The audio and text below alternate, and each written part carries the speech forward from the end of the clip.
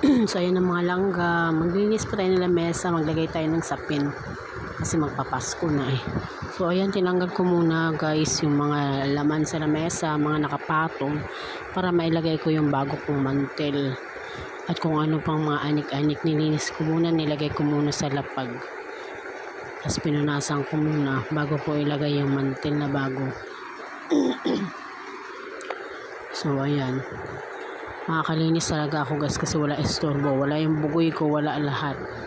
Sa trabaho na sa school yung iba.